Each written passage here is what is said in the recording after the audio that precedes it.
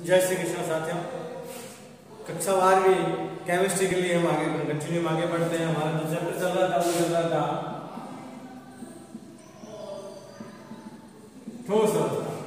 ठोस अवस्था के अंदर हम ठोसों के भागों के बारे में पढ़ रहे थे कि ठोसों को मुख्यतः 4 भागों में बांटा जाता है। 4 भाग कौन कौन से देखा आपने लिखा था? धात्विक ठोस, आयनिक ठोस, आणविक ठोस, ससंयोजक या नेटवर्क ठोस। उसमें से आयनिक ठोस के बारे में हमने कल अध्ययन किया था। उसकी कड़ी में आज हम आगे अध्ययन करते हैं आणविक ठोस। क्या नाम है? आणविक।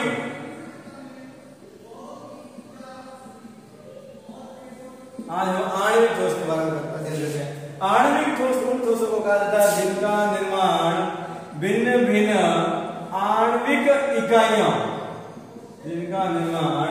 भिन्न भिन्न आणविक इकाइयों से मिलकर होता है। उन्हें आणविक ठोस कहते हैं। भिन्न भिन्न का जो है विभिन्न प्रकार की आणविक इकाइयों से जिनका निर्माण होता है उनको आणविक ठोस कहा जाता है। ये अणु परस्पर दुर्बल वान वाहक, ये अणु या ये आणविक इकाइयां परस्पर दुर्बल वांडरवाल बंध द्वारा बंधी होती है। या फिर इसको अपन कह सकते हैं ये H बंध, मतलब कि हाइड्रोजन बंध द्वारा बंधी हुई आणविक इकाइयां होती हैं। इनका गलनांक और क्वथनांक आयनिक की अपेक्षा कम, तो अपन लिख सकते हैं इनका गलनांक तथा क्वथनांक कम होता है। आणविक ठोसों का जो गलनांक और क्वथनांक है वो क्या होता है? कम होता है। और एक साथ में ये प्रत्येक अवस्था में अणु के रूप में पाई जाती है। प्रत्येक अवस्था में जो इकाइयां हैं वो किस रूप में पाई जाती हैं? अणुओं के रूप में पाई जाती है। अब आणविक को भी आगे क्लासिफाई किया जाता है, बांटा जाता है। अध्रुवीय आणविक ठोस हो गया, ध्रुवीय आणविक ठोस हो गया, या हाइड्रोजन बंध आणविक ठोस हो गया। इसको भी आगे 3 भागों में बांटा जा सकता है। यदि आणविक ठोस को आगे बांटना हो तो एक हो जाता है ध्रुवीय, एक हो जाता है अध्रुवीय, और जो तीसरा हो जाता है वो हो जाता है हाइड्रोजन बंध युक्त।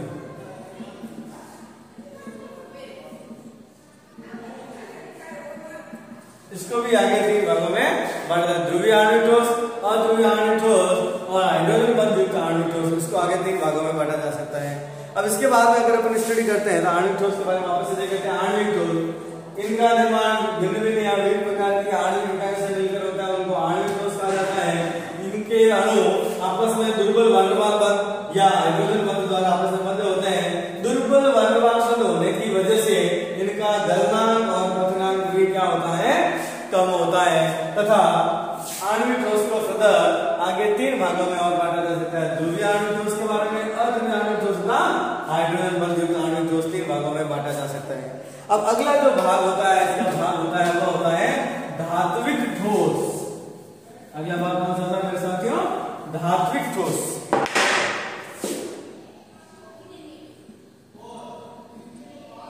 धात्विक ठोस का नाम आते ही हमारे जहन में एक बात आती है कि इनका निर्माण जो है धनायन की किसी न किसी इकाई से मिलकर होता है। तो सबसे पहला पॉइंट हम लिख सकते हैं इनका निर्माण धनायन इकाइयों से मिलकर होता है। इनका निर्माण किससे मिलकर होता है? धनायन इकाइयों से मिलकर होता है। अब धनायन इकाइयों से मिलकर होता है, इसका मतलब ये विद्युत के कैसे होते हैं? सुचालक। इसके विद्युत के, ये विद्युत के क्या होते हैं? सुचालक होते हैं। अतः इनमें से विद्युत धारा का प्रवाह आसानी से किया जा सकता है। अब विद्युत के अगर सुचालक हैं तो इसका कारण क्या होता है? क्योंकि इसमें क्या होता है, इनमें पाया जाने वाला प्रत्येक आयन मुक्त इलेक्ट्रॉनों का त्याग करता है, या फिर कह सकते हैं अपने इलेक्ट्रॉन का त्याग करता है। क्या करता है? अपने इलेक्ट्रॉन का त्याग करता है। इलेक्ट्रॉन के त्याग की वजह से यहाँ किसकी संख्या बढ़ती है? मुक्त इलेक्ट्रॉनों की। और मुक्त इलेक्ट्रॉन के विपरीत दिशा में इसका प्रभाव होता है धारा का प्रवाह होता है। वापस ध्यान से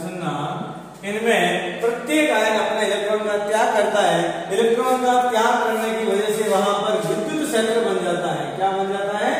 विद्युत क्षेत्र। और विद्युत क्षेत्र किससे बनता है? मुक्त इलेक्ट्रॉनों की वजह से। मुक्त इलेक्ट्रॉनों के विपरीत दिशा में, मुक्त इलेक्ट्रॉनों के विपरीत दिशा में धारा का प्रवाह होता है, विद्युत क्षेत्र उत्पन्न होता है, अर्थात धारा का प्रवाह होता है। और धारा हमेशा उच्च विभव से निम्न विभव की ओर, उच्च विभव से निम्न विभव की ओर प्रवाहित होती है। तो ये हो गया धात्विक ठोस के बारे में कि मुक्त इलेक्ट्रॉनों के विपरीत धारा का प्रवाह होता है, इसलिए इनको धात्विक। अब एक आगे है धात्विक ठोसों में, धात्विक ठोसों में तन्यता, तन्यता का गुण पाया जाता है। धात्विक ठोसों में तन्यता का गुण पाया। धात्विक ठोस की अगर मैं बात करूं, जैसे अगर मैं इसमें लिख के आपको बात करना चाहे तो वापस से बात कर सकते हैं। लोहा, तांबा जिसको अपन कॉपर बोलते हैं, एल्यूमिनियम, ये तीनों क्या है? धात्विक ठोस के उदाहरण है।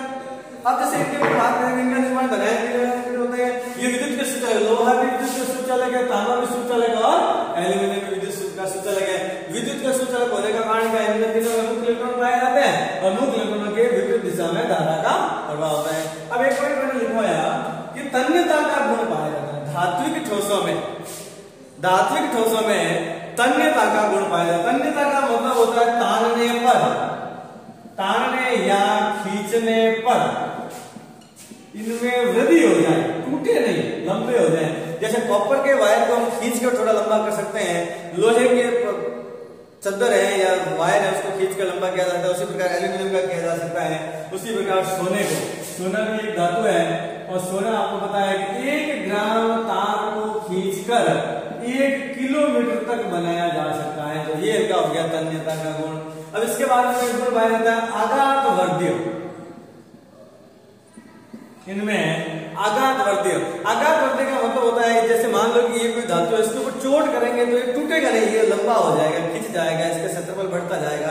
तो इनमें आघातवर्ध्य का गुण पाया जाता है। और आघातवर्ध्य के गुण के कारण हम देखते हैं लोहे की चद्दर हमें मार्केट में देखने को मिल जाती है, या एल्यूमिनियम के भी विभिन्न प्रकार के बर्तन देखने को मिल जाते हैं, लोहे के, सामने के सब प्रकार की चीजें मिलती है देखने मार्केट में हमें।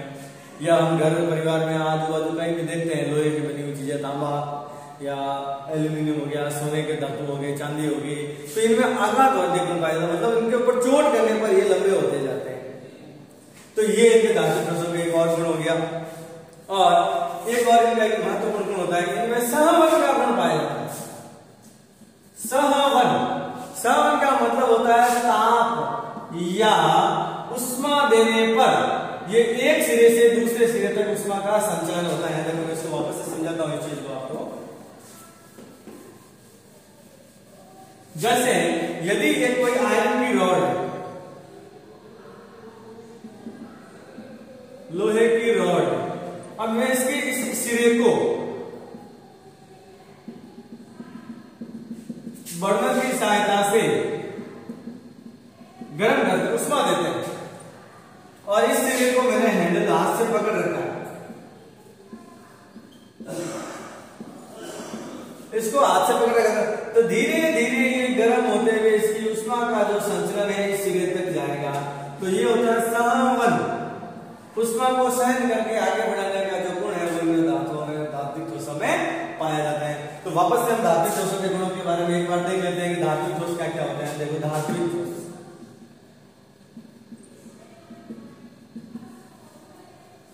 धात्विक ठोसों में सबसे पहले क्या, धनायन से मिलकर इनका निर्माण होता है। दूसरा वर्ड क्या हो गया, धनायन से मिलकर इनका निर्माण होता है। दूसरा धनायन है, इसका मतलब विद्युत के क्या हो जाएंगे ये सुचालक। तीसरा पॉइंट क्या, विद्युत के सुचालक के अर्थात इसमें क्या पाए जाते हैं, मुक्त इलेक्ट्रॉन। मुक्त इलेक्ट्रॉन है, इसका मतलब इनमें क्या पाया जाता है, विद्युत क्षेत्र पाया जाता है। मुक्त इलेक्ट्रॉन के विपरीत दिशा में किसका प्रवाह होता है, धारा का प्रवाह। ठीक है।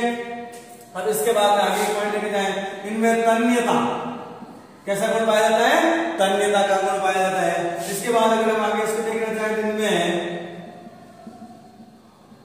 आघातवर्ध्य, आघातवर्ध्यता का गुण इनमें पाया जाता है और ये उष्मा के सहवन का गुण पाया जाता है।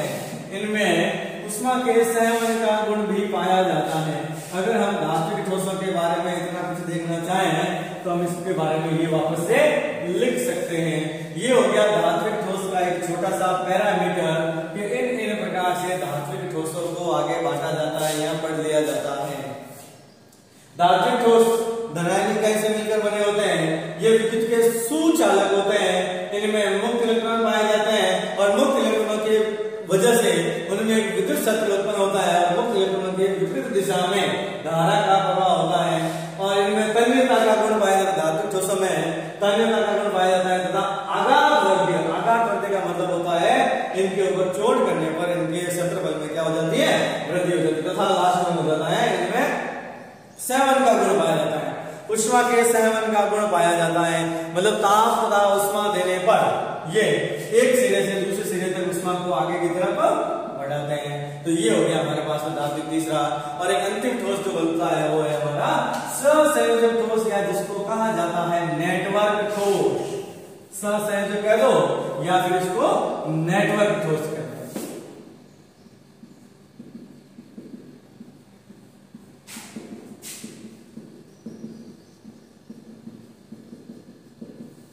सहसंयोजक ठोस को या फिर इसको नेटवर्क ठोस को। सहसंयोजक ठोस का मतलब होता है इसका निर्माण अधातु परमाणु से मिलकर होता है। इनका निर्माण किससे होता है, अधातु परमाणु से मिलकर इनका निर्माण होता है। और ये बड़े क्रिस्टल, इनका निर्माण अधातु परमाणु से मिलकर होता है। ये बड़े क्रिस्टल होते हैं, ये बड़े क्रिस्टल होते हैं।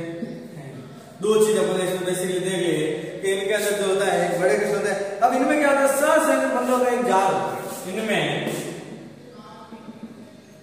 सहसंयोजक बंधों का एक जाल होता है। जाल का मतलब है कह सकता हूं हम नेटवर्क। मतलब कि इन धातुओं में जो अणु होते हैं, जो अयुग्मिकरण होते हैं, परस्पर एक दूसरे के साथ में सहसंयोजक बंधों से क्या होते हैं, जुड़े हुए होते हैं। और इनके कारण एक प्रकार के विशिष्ट ठोस, सहसंयोजक बंधों के कारण ये एक प्रकार के विशिष्ट ठोस या विशिष्ट दृढ़ ठोस होते हैं। ये किस प्रकार के होते हैं, विशिष्ट ठोस या फिर विशिष्ट दृढ़ ठोस होते हैं। सहसंयोजक ठोस जो होते हैं वो दिशात्मक होते हैं। सहसंयोजक ठोस क्या होते हैं, दिशात्मक होते हैं। सहसंयोजक ठोस जो होते हैं वो दिशात्मक होते हैं। इनके कारण में निश्चित ज्यामिति, इनके कारण इनमें एक निश्चित ज्यामिति के क्रिस्टल का निर्माण होता है।